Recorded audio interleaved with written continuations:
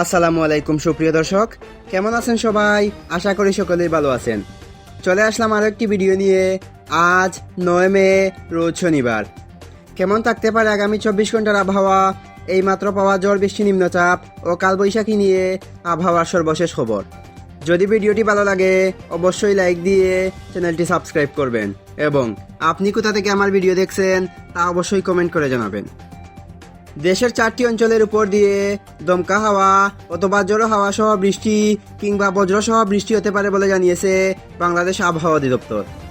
এ কারণে এসব এলাকার নদীবন্দরগুলোকে 1 নম্বর সতর্ক সংকেত দেখাতে বলা হয়েছে। শনিবার 9 মে ভোর 5টা থেকে দুপুর 1টা পর্যন্ত দেশের অভ্যন্তরীণ নদীবন্দরগুলোর জন্য দেওয়া পূর্বাভাসে এ তথ্য জানানো হয়েছে।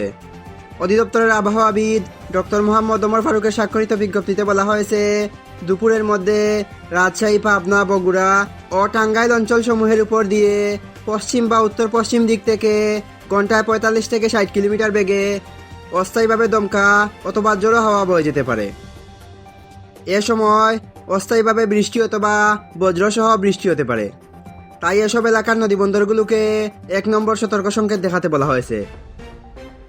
এদিকে গতকাল রাতে প্রকাশিত আবহাওয়ার সারা দেশের সম্ভাব্য পূর্বাভাসে বলা হয়েছে, আজ সন্ধ্যা 6টার মধ্যে রংপুর, রাজশাহী, ঢাকা, খুলনা ও বরিশাল বিভাগের 2-1 জায়গায় অস্থায়ীভাবে দমকা অথবা জোড়ো হাওয়া এবং বিদ্যুৎ চমকানো সহ বৃষ্টি কিংবা বজ্র সহ বৃষ্টি হতে পারে। দেশের অন্যত্র আবহাওয়া প্রধানত শুষ্ক থাকতে পারে। তবে সারা দেশে দিন এবং রাতের তাপমাত্রা প্রায় অপরিবর্তিত থাকতে পারে বলে জানিয়েছে আবহাওয়া অফিস। এই ছিল আবহাওয়ার সর্বশেষ খবর।